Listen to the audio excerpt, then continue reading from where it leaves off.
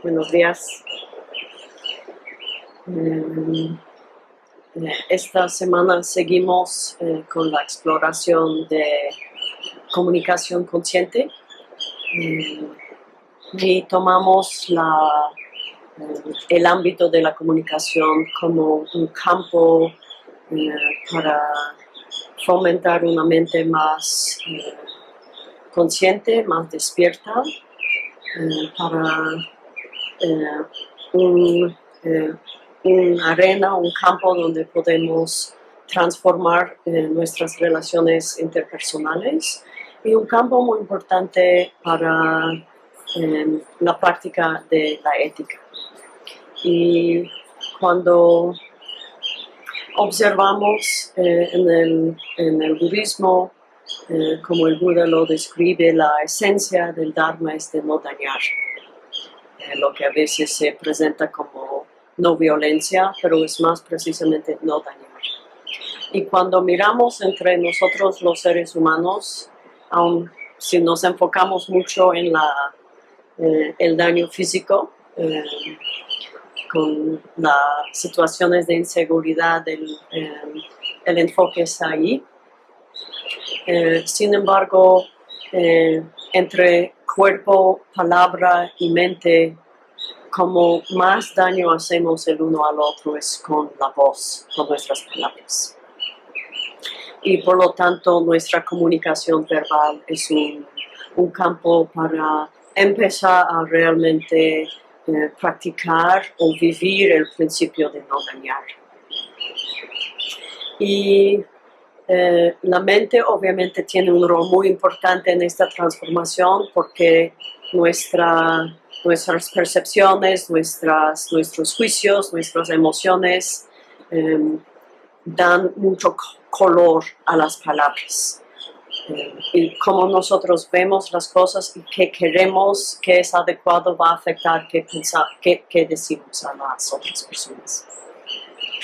Y si miramos las filosofías budistas y también indias, un elemento que a mí siempre me ha impactado mucho era que en contraste a la filosofía griega, que más o menos el budismo y la época de Aristóteles, Platón, Sócrates, era más o menos en el mismo momento histórico. Y cuando estudiaba la filosofía griega, tenía la impresión que tiene material o han contemplado todos los campos principales de la existencia humana, ¿no? La retórica, la ética, la política, la ontología, la epistemología, etc. Pero cuando llegué al budismo y empecé a estudiar la filosofía budista, me di cuenta que hay toda una área muy, muy ricamente armada de la filosofía del idioma, del lenguaje, de la habla. Y en esta filosofía, un poquito como parecido a la idea en la Biblia de que al inicio era la palabra. Así se dice, la palabra. También en la mitología hindú, el mundo se crea por expresiones verbales de Brahma. Pero en las filosofías, en contraste a la mitología, hay esta idea de que nuestras aseveraciones tienen un poder de armar la realidad. Y aquí lo vemos muy claramente en cuanto a la realidad social.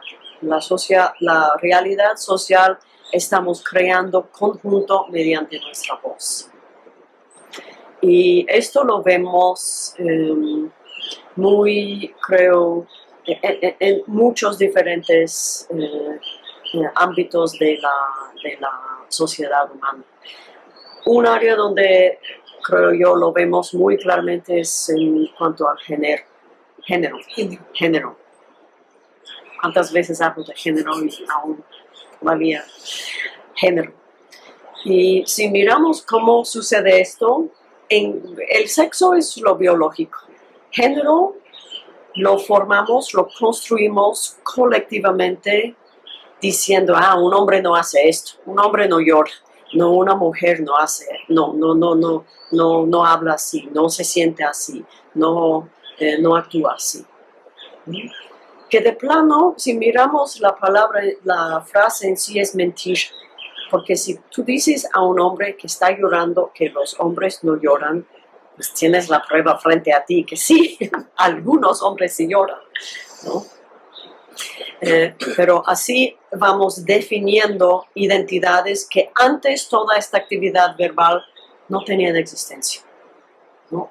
Es cuando decimos, no, tú eres mujer, no, y empezamos a usar y tenemos, no conozco las palabras que se usan en español, aunque las conozco muy bien en inglés, para difamar o agredir un hombre que se ve de acuerdo con nuestra idea de que es femenino, se ve femenino. Y usamos estas palabras contra las mujeres que son masculinas. Ni son palabras fuertes que usamos para reforzar esta frontera entre las identidades de género, ¿no?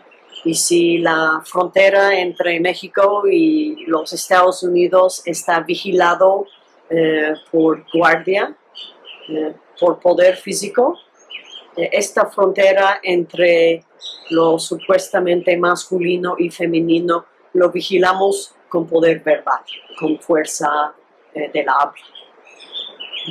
También, antes de entrar en el Dharma, observé mucho en las bolsas de valores.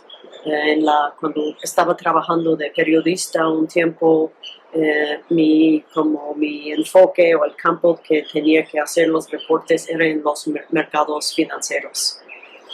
Y se me hizo muy impactante y muy claro que lo que pensamos es tan objetivo, que es el valor o el precio de una acción o el éxito de una empresa en las acciones, depende de personas diciendo compra, compra, compra, vende, vende, vende, o tomando como posiciones verbales que yo creo que va a bajar el precio de esta acción. Entonces ya se empieza a vender. Así que tenemos muchas oportunidades de reflexionar sobre el impactante y impresionante poder de las palabras. También podemos ver cómo nuestras palabras impactan a otros, crean realidades que otros y nosotros luego tenemos que vivir juntos. Y esto es otra manera de ver su poder. Recientemente tuve la oportunidad de estar con unos amigos en San Luis Potosí que se estaba comprometiendo en una relación de matrimonio. Y estas palabras, que desconozco cuáles son en español, cuando uno dice, yo me caso contigo, me comprometo. Son palabras que literalmente están creando una realidad. Y en la filosofía india, esta idea de que estamos creando realidades con nuestras palabras. No en el sentido básico, solo como que dices un mantra y algo sucede milagrosamente, sino que las maneras en las que nosotros estamos aseverando o externalizando nuestras percepciones tienen un efecto real en el mundo. Y una cosa muy interesante en la drama india, hay textos que fundaron drama india, que tiene todas las explicaciones de cómo para los actores tienen explicaciones cómo despertar en la audiencia una sensación de disgusto, y hay toda una lista de emociones que un buen actor debe de saber cómo despertar en la audiencia. Y en este mismo texto, que es el texto fundamental para el baile y el drama indio, explica que la primera vez, cuando la primera obra de teatro que se lanzaron,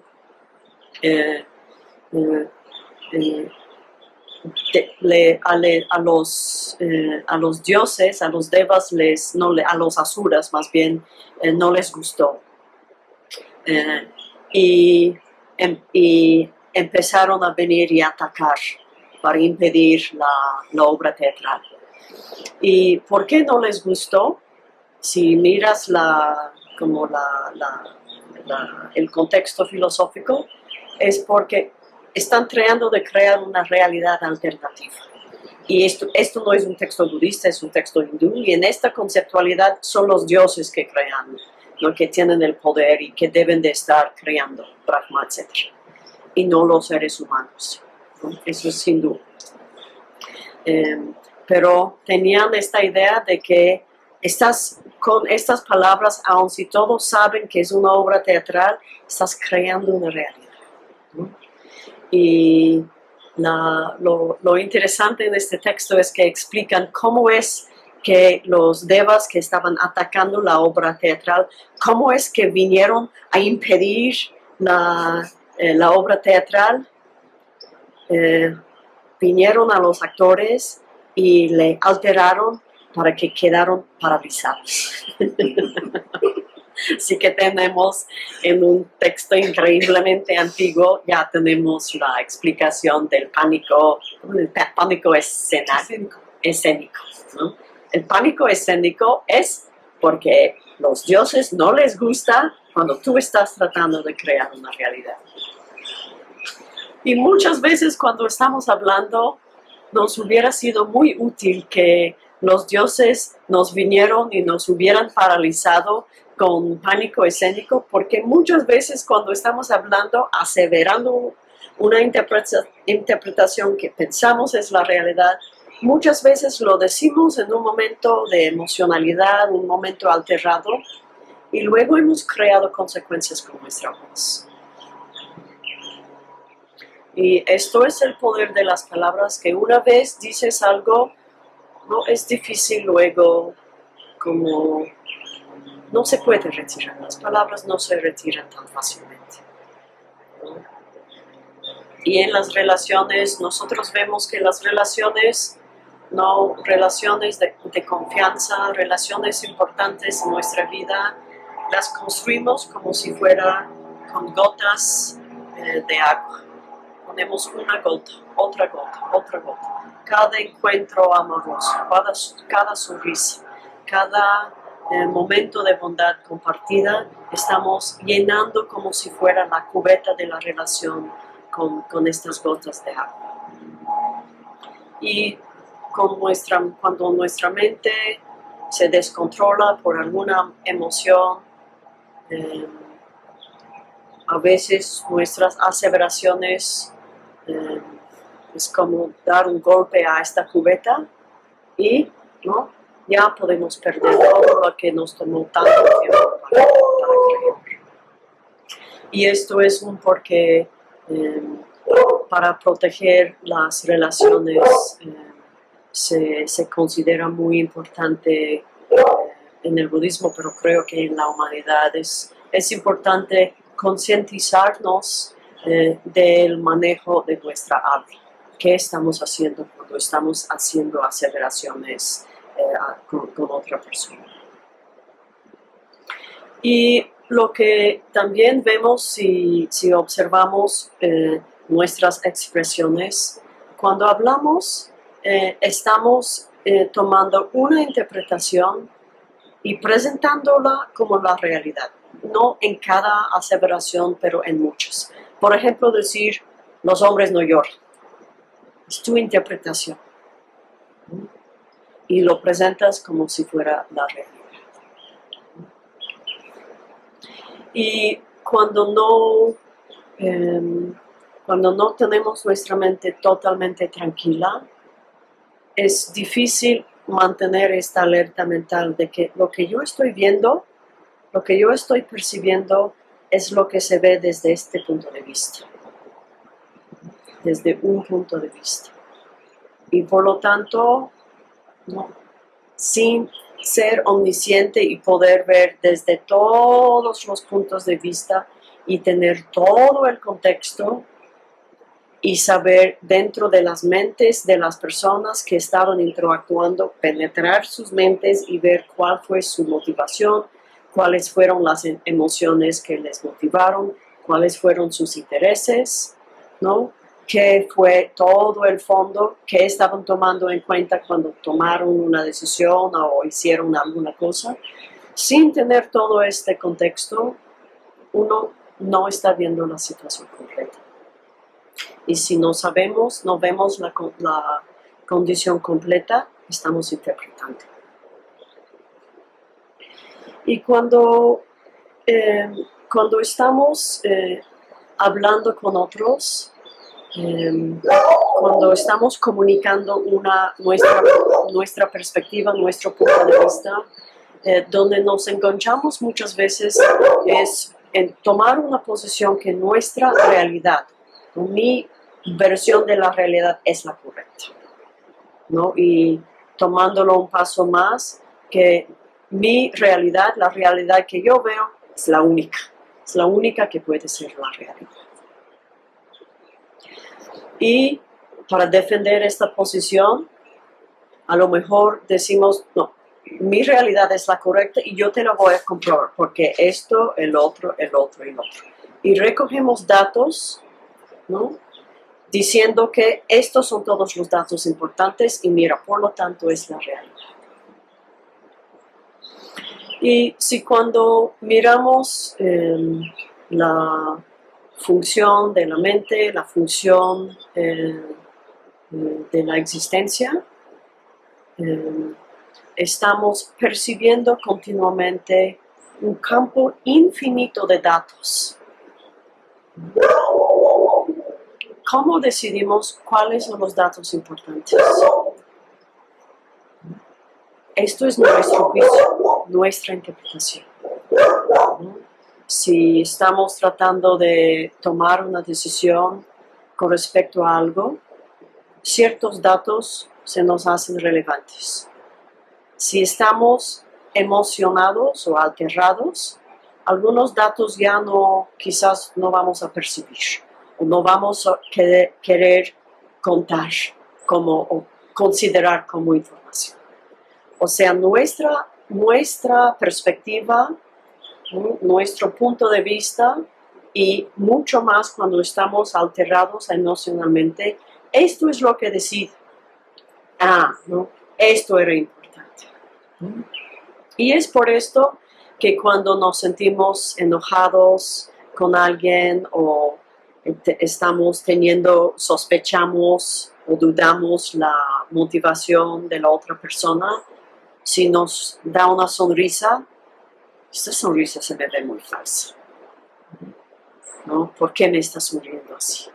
Cuando estamos manejando nuestra percepción, nuestro juego de percepciones, como si fuera la realidad, es el momento en que estamos en peligro. Porque la realidad no es una. Son muchas realidades que son relativamente correctas basado en un punto de vista o una posición. Y para tener una realidad más amplia necesitamos tener más contexto. Y por las limitaciones de la comunicación humana, dar todo el contexto nos tomaría mucho tiempo. Y no solo esto, que el contexto que nosotros estamos viendo siempre está filtrado por nuestra perspectiva, lo que nosotros hemos logrado ver. Y lo que logramos ver cuando nos supera el enojo, celos, competencia, orgullo, apego, ya sabemos que no es objetivo. Lo que vemos cuando estamos enojados no es no es imparcial, está afectado por esta emoción.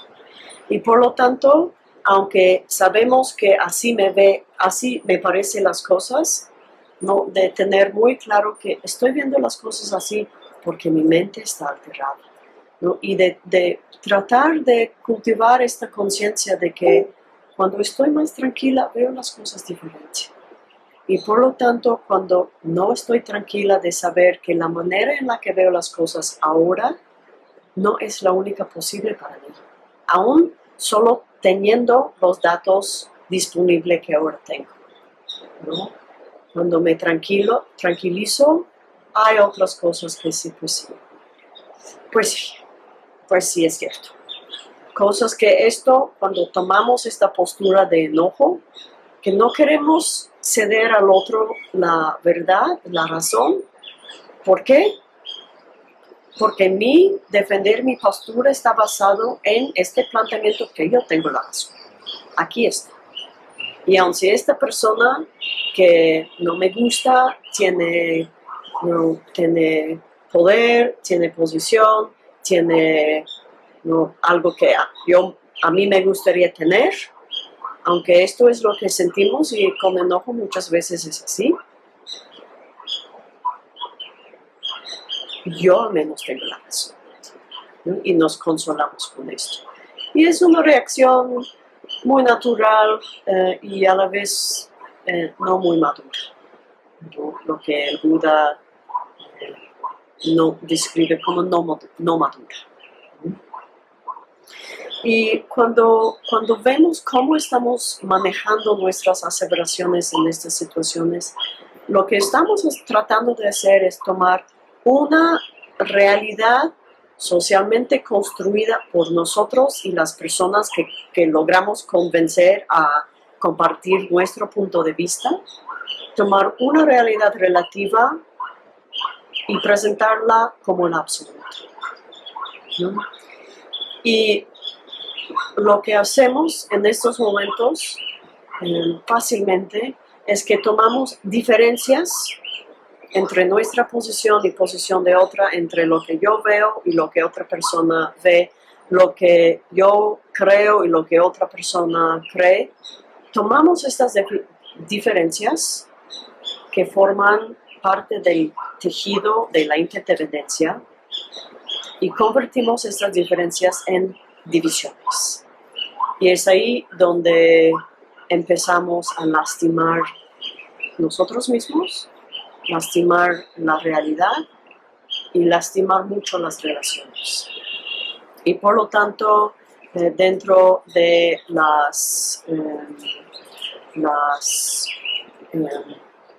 los tipos de conducta verbal que el Buda específicamente identificó como áreas donde necesitamos poner mucha atención, incluyó la plática divisoria. Y la plática divisoria tiene un manejo muy interesante en el budismo, que es cualquier actividad verbal que llevamos a cabo que tiene el efecto de separar las personas. Y plática divisoria puede estar dirigida a personas que ahora están unidas, pero tu manera de hablar o las cosas que tú dices, tu plática, tiene el efecto de separar las personas. Tú quieres, ¿no?, convencer a algunas personas de tomar tu partido y que los otros tomen el otro. También se lleva a cabo plática divisoria o se considera plática divisoria cuando gente ya están un poquito separados y tú dices cosas para separarles aún más, para fortalecer esta separación. Y una cosa interesante en particular en esta presentación budista es que plática divisoria no es de difamar exactamente. ¿Por qué? Porque entiendo que cuando difamas a alguien estás diciendo algo que no es cierto.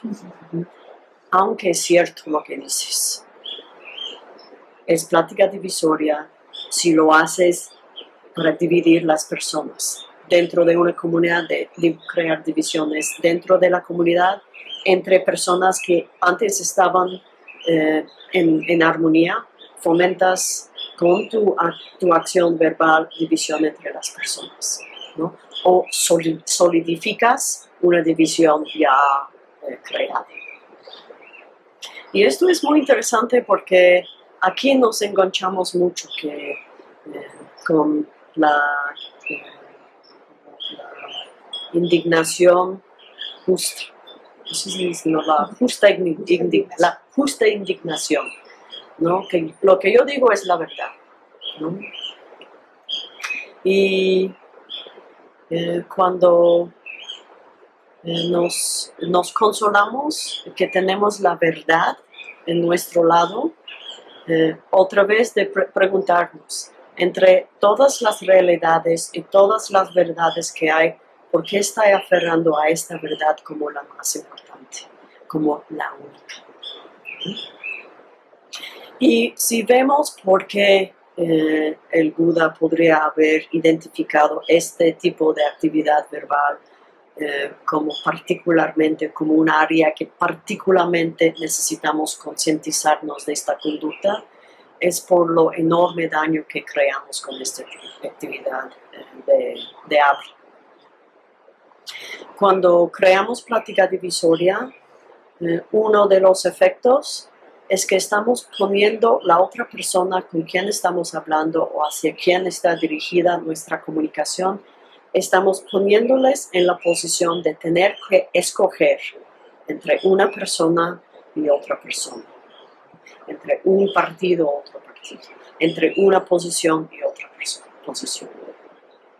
Y cuando ponemos a alguien en la posición de tener que escoger, con este tipo de práctica divisoria, básicamente estamos poniendo al otro en una posición de sentir aversión o incluso agresión hacia otras personas.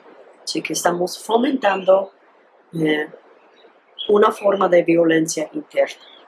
Y si ponemos otros en una posición donde tienen que tener aversión hacia una persona o tienen que etiquetar a una persona como mala y obviamente nosotros como buenas, estamos dañando a las personas. Estamos haciendo lo imposible que mantengan, excepto que ya son budas, estamos poniéndoles en una posición en que en vez de morar en la sabiduría de la igualdad entre todos nosotros, estamos estimulando, ¿no? Estamos poniéndoles en una posición donde se sienten que necesitan escoger. Y cuando hubo armonía entre dos personas, ya estás como rompiendo o lastimando la confianza que tenían, estás lastimando la armonía, estás lastimando la relación y también estás lastimando la persona. Obviamente, también en el budismo, si hay formas de injusticia terrible que tú ves que se están llevando a cabo, corrupción de niños o abuso sexual, etc. Si tu motivación es únicamente para parar este tipo de conducta, esto es otra cosa. Sin embargo, y aquí nos toca a nosotros cuidar mucho cuál es nuestro interés en diciendo esto. Es porque no solo queremos cuidar a estos niños y por lo tanto esta persona que por casualidad vemos como nuestro enemigo, vamos a denunciar y hacer que su mamá sabe qué hizo y su papá sabe qué hizo. Si lo hacemos absolutamente sin interés, realmente estamos completamente seguros que lo hacemos no incluso con tristeza, que tenemos que actuar de tal manera, pero decidiendo que ¿no? Que necesitamos incluso dañar nuestra propia ética verbal para decir esto. Si tenemos esta confianza que no estamos, ¿no?, alterados por nuestra propia aversión o agresión o partisanismo, esto es otra cosa. La 99.9999999 momentos de plática divisoria no están para proteger las mujeres, las niñas que iban a estar vendidas para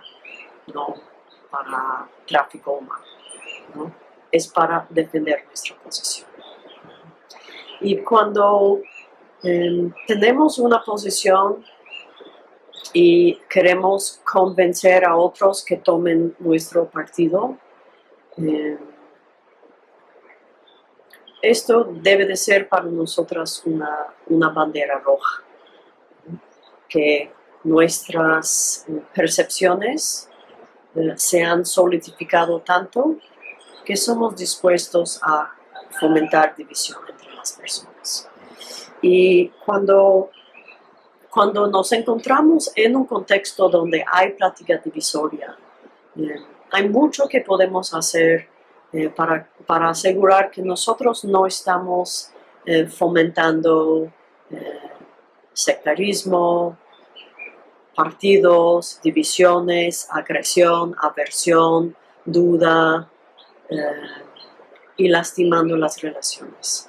Y el Buda particularmente identifica ciertas relaciones como muy poderosas y por lo tanto donde la acción de plática divisoria es especialmente fuerte. Que no necesitamos escuchar al Buda para saber esto, podemos ver en nuestra propia experiencia. Que cuando fomentamos división entre niños y sus padres o entre padres y sus niños, entre padres, estos actos de solidificar una aversión en la mente de una persona. Y si miramos cómo manejamos nuestra plática divisoria, vemos lo mucho que nuestra mente engañosa nos ha superado, porque sabemos a quién comentar y a quién no comentar.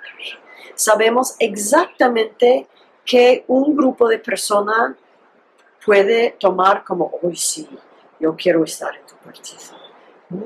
Y sabemos exactamente qué decir y qué omitir para convencerles que nosotros tenemos la razón. También muchas veces aquí necesitamos realmente cuidar. Tomamos algo que hay una semilla de verdad aquí, pero no la embellecemos, la agrandamos, la exageramos. Y sabemos en cuyas mentes poner las semillas. Y no en todas mentes estas semillas van a florecer. Cuando hay cierta falta de confianza en su propia perspectiva, entonces estas personas fácilmente convences de tomar tu posición. Si hay algo de resentimiento en la mente de alguien, tus pláticas divisorias se agrandan. Y estos son los momentos de nosotros realmente, ¿no?, esperar que la emocionalidad se nos haya pasado antes de empezar a comunicar.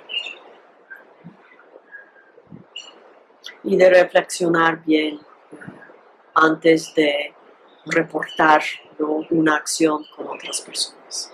Otra relación que también podemos ver en nuestra propia experiencia y que Buda enfatizó mucho es en la relación entre maestros y discípulos y también entre maestros. De cualquier comunicación o plática divisoria o plática que divide maestros de discípulos es muy, muy pesado. porque sobre todo en el Dharma, este conducto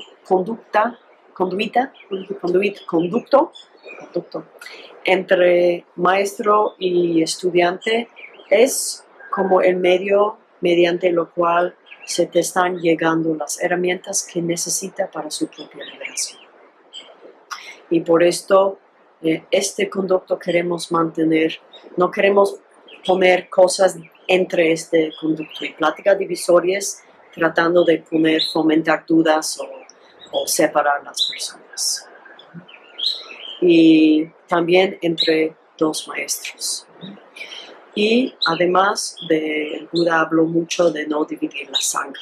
Y la sangha, ¿por qué es tan pesado dividir la sangha? Porque una sangha es una comunidad unida para la virtud. Una comunidad unida para crear bondad en el mundo. Y divides esta comunidad y esto ya podemos ver sin escuchar todas las enseñanzas sobre la ética, que esto es triste y también es muy dañino. Y cuando estamos en este tipo de contexto, lo primero que podemos hacer es cuidar nuestra propia mente. Reflexionar profundamente antes de hablar y principalmente aplicar todas las enseñanzas que tenemos, que hemos recibido, todas las herramientas de trabajar nuestra propia reacción emocional, de reconocer que estas son las dinámicas en la sociedad samsárica, que se nos superan las emociones, queremos tener la razón, queremos defender nuestra posición y esto hace que nos salimos un poquito de las rayas, ¿no? Porque se nos va la mano y empezamos a ver este tipo de conducta divisoria o práctica divisoria. Y aunque observarlo en una comunidad nos puede entristecer o en una relación personal puede ser muy triste, esto es el momento de fortalecer nuestra determinación, ¿no? De asegurar que nosotros no exacerbamos, no aumentamos, no construimos una sola gota a este tipo de actividad. Y por lo tanto, de cuidar enormemente, aun si sabemos que perjudicaría la opinión de los estudiantes, de su maestro, o de los padres, de sus niños, de los niños de los padres, aun si tenemos alguna cosa que yo pienso que yo podría decir para esta persona no estar pensando que su maestro o su amigo o su partido tiene la razón, no trates de convencer a las personas, no pongas nada, ni una semilla en ninguna mente, aunque tú sabes, yo diría a esta persona tal y tal cosa, o ya cambiaría de su partido. No hagamos esto. ¿Por qué? Porque esta división, esta brecha en la armonía es dañina. Es dañina para la bondad, es dañina para la comunidad y sobre todo es dañina para estas relaciones y las personas que habían estado tratando de beneficiarse mediante esas relaciones. Y cuidando nuestra propia emoción, sobre todo cuando sentimos, pero yo tengo la razón, sobre todo esto no es el momento de hablar. Cuando percibes dentro de ti, pero nosotros tenemos la razón, nuestro partido es lo correcto, ¿no? De ir y empezar a denunciar, ¿no?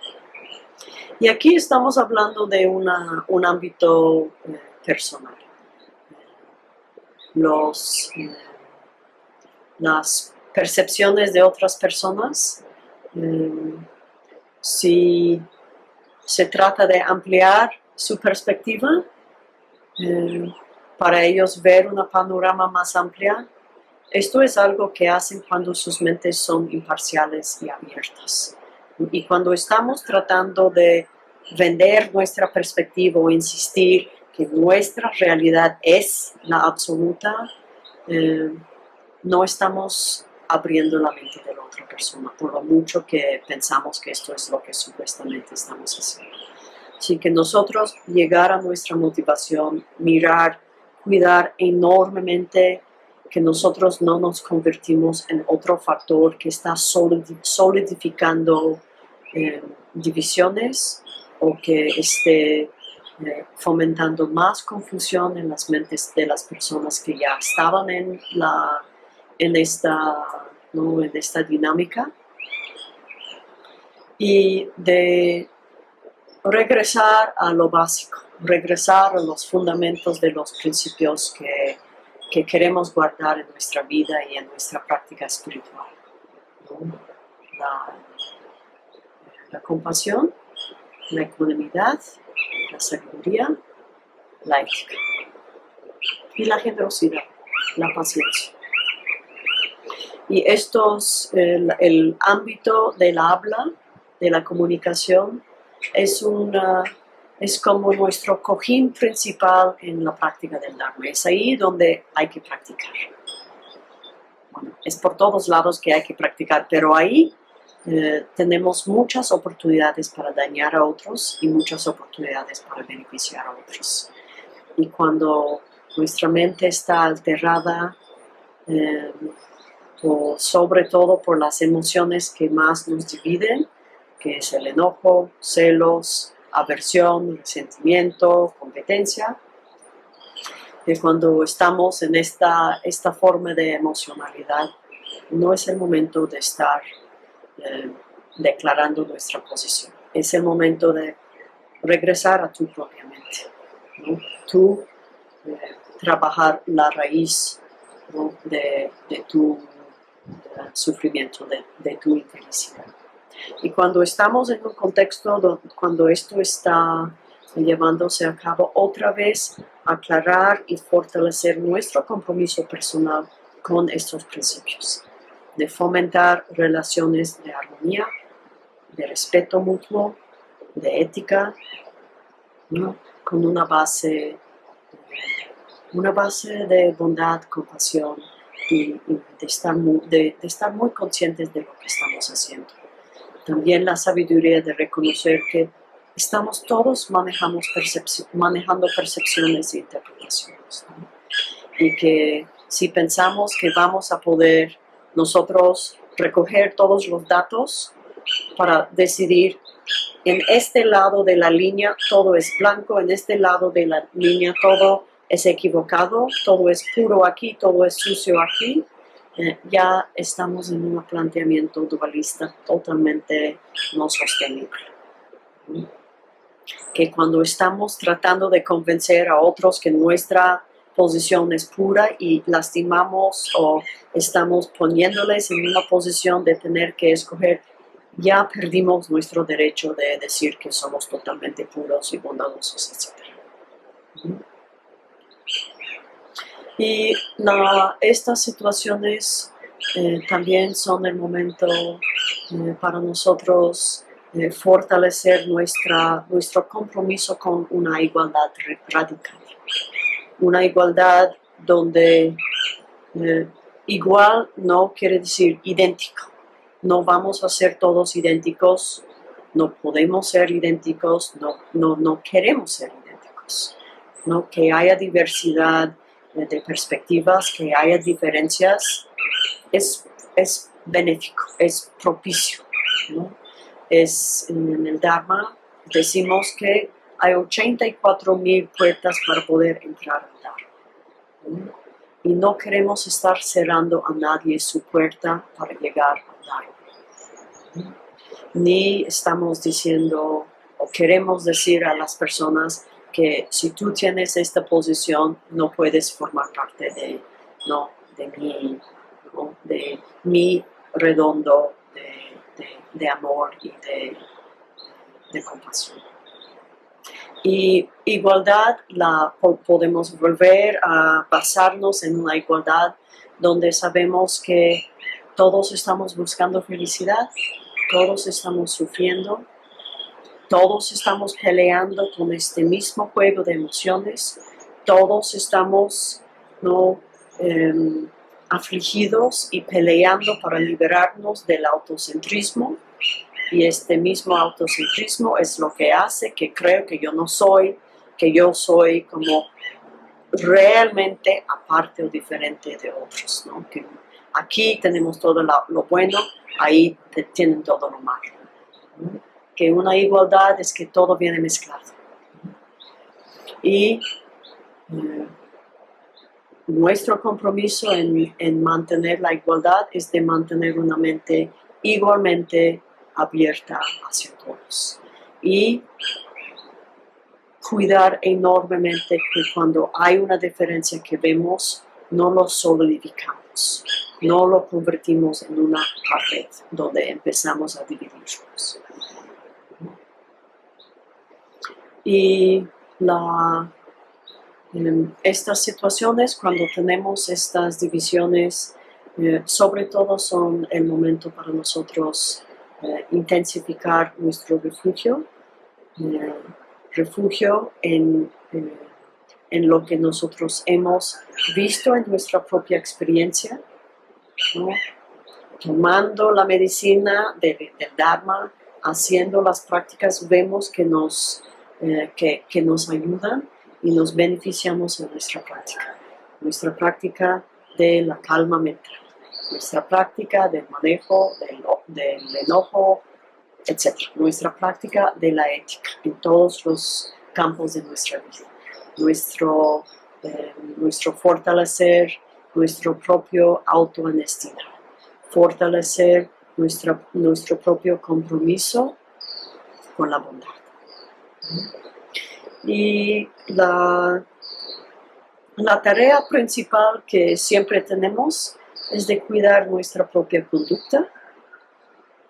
conducta verbal, conducta física obviamente, y de cuidar nuestras actitudes, cuidar nuestras mentes, ¿no? Identificar cuando es reputación que nos motiva, identificar cuando es aversión que nos motiva, ¿no?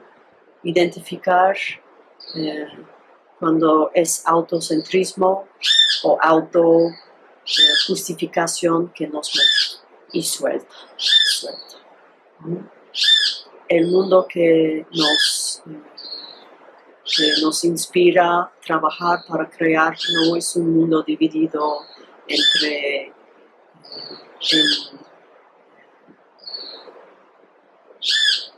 en campos de aversión. No es un mundo donde fomentamos diferencias de perspectivas con respeto mutuo, con ecuanimidad y con una mente suficientemente abierta para abrazarnos. Y cuando encontramos que no podemos hacer esto, es el momento de retirarte del asiento del juez. Que cuando alguien nos pone en una posición donde sentimos que somos los jueces y vamos a asignar la culpa a una u otra persona, eso es el momento de saber que ya nos hemos desviado, ya nos hemos confundido, ¿no? Excepto si te has formado en la ley muchos años y realmente no tienes este papel. Y si esto es el papel que tienes, solo estás juzgando si hay crímenes penales, ¿no? O este tipo de crímenes, ¿no? Y cuando nos estamos decidiendo, yo no quiero estar en una posición donde pienso o siento que tengo que escoger, cuando esta es la decisión que tomamos, nos podemos fortalecer mucho reconociendo que no estamos aquí para identificar todas las faltas que hay. Si tendríamos que identificar todas las faltas que hay en samsara, en cada persona, en la sociedad, en la familia, en el trabajo, no habrá tiempo para listar todas esas faltas. Ni sería posible porque nuestro juicio en sí ya es distorsionado cuando estamos en esto de pescar faltas. Y en el En el Dharma nosotros conscientemente estamos cultivando la capacidad de ver la bondad en otros, de mantenernos muy, muy firmes en la confianza de la bondad luminosa, la naturaleza luminosa de todos los seres. Y en cierto sentido, cuando nos dividimos en partidos, estamos diciendo, la naturaleza luminosa está aquí. Ellos, pues quién sabe, ¿no? O que su naturaleza luminosa es tan lastimada que no, esto no es lo que me cuenta. Regresamos en estos momentos, ¿no? Y afirmamos que todos tenemos una naturaleza luminosa. Todos estamos aquí dentro de samsara, buscando nuestra felicidad, ¿no? A nadie le gusta sufrir, a nadie le gusta sentirse enojado, ni perjudicado, ni nada, ¿no? Cuando nos sentimos así, no es el momento de actuar para convencer a otros de nuestra posición, ¿no? Y cuando estamos observando este tipo de conducta, ¿no? De regresar al fundamento más firme que tenemos, que es nuestro compromiso con nuestra propia naturaleza luminosa, y aun si no la vemos en los momentos enojados, de acordarnos que está ahí, ¿no? Y mantener nuestro compromiso de tratar de ver o de mantenernos basados en la confianza de que existe aunque no lo vea en este momento. Y regresando a esta base de confiar en la naturaleza luminosa y entender que esta naturaleza luminosa sí está tapada por muchos niveles de confusión. Este hecho es la causa de todo el sufrimiento, de toda la compasión incondicional e infinita de los Budas y los Bodhisattvas, ¿no? Que todos nosotros cuyas naturalezas luminosas no se han cumplido o llegado al punto de estar en pleno despliegue todo el tiempo, para poder seguir tratando de ir en esta dirección, no tiramos más tapas o más niveles de confusión para impedir acceso a esto. Y cuando decidimos, yo no tengo el tiempo ni el interés en estar alistando todas las faltas de todos los demás, ni me interesa estar en esto, ¿no? Entonces regresamos a nuestra propia práctica, a limpiar la motivación que sí controlamos, cuidar la ética que sí nosotros somos responsables y capaces de cuidar y de fomentar, y sobre todo de sensibilizarnos no solo a nuestros actos verbales de comunicar nuestras percepciones, teniendo un auto y honestidad muy alto de saber ahora estoy muy aterrada por mis emociones, no es el momento de tratar de convencer a otros que lo que yo veo es lo correcto. Una cosa que sucede muchas veces en los conflictos en relación de pareja, ¿no? ¿Hay algún conflicto? Tu hermana está teniendo conflicto con tu cuñado, ¿no? Y tú por fin, porque nunca te gustó realmente el cuñado, por fin ella viene contigo y dice, mire, me hizo esto, me hizo el otro, yo estoy pensando en dejarlo. Sí, yo te apoyo porque él nunca te ha tratado bien, ¿no? Y tú vas ¿no? Tú estás tomando su partido. Por primero, no le estás fortaleciendo la sensación de ser victimizado, ¿no? Que si no es un verdadero abuso, a lo mejor, ¿no? Era una pelea, era transitorio, tú fortaleces esta sensación de sí, él es el malo, yo no soy, ¿no? No lastimas o fortaleces una separación que se estaba abriendo, saltando encima y tomando su partido. Y luego, cuando ella decide, bueno, pues no me enojé, ya me harté y ahora ya lo hemos hablado, ya voy a estar contigo, ¿no? ¿Y tú? Pues, y a veces tu hermana ya no quiere tanto hablar contigo de su relación porque ella ya sabe que tú no estás fomentando, ayudándole en cuidar una relación saludable, sino tú querías fortalecer su aversión hacia el esposo.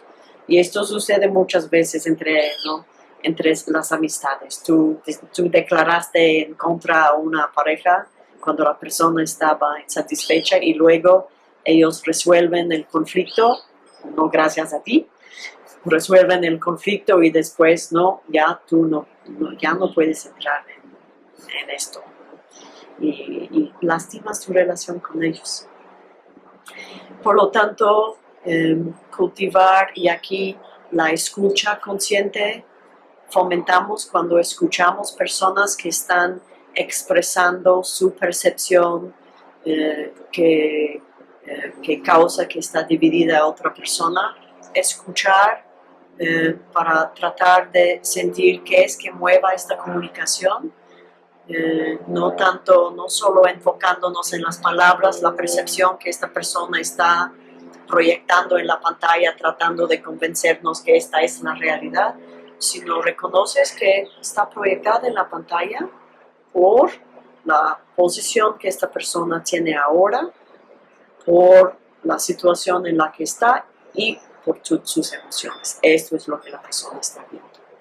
Y la escucha consciente nos ayuda, en no entrar y fortalecer algo que ellos ven muy sólido, que esta percepción misma le puede estar lastimando o causando dolor. De disolver esto, ¿no? Esta es una percepción, es algo que está pasando, como todas las percepciones, ¿no? Luego la vas a ver de otra manera, todas las situaciones están cambiando y sobre todo todas las emociones cuando ya no están, vas a ver las cosas muy diferentes, ¿no? Y esta escucha consciente nos ayuda en no caer en querer fortalecer las divisiones y después nuestra comunicación muy consciente, de asegurarnos que cuando estamos hablando estamos muy cuidadosos de no dañar la mente, las relaciones de las otras personas, no solidificar o dar más combustible a las agresiones que se pueden estar fomentando y sobre todo reconocer que las relaciones mediante las cuales bondad ha fluido y fluye, estas relaciones son conductos para el beneficio de la persona con quien estás hablando. Y por lo tanto no quieres tú venir y impedir relaciones donde la persona se está rodeando y está recibiendo. Y así podemos responsabilizarnos por el enorme poder que nuestras palabras tienen y podemos empezar a estar basando nuestra comunicación en los principios básicos que hace que hay congruencia entre nuestra ética, nuestros valores y nuestro compromiso con la verdad. Gracias.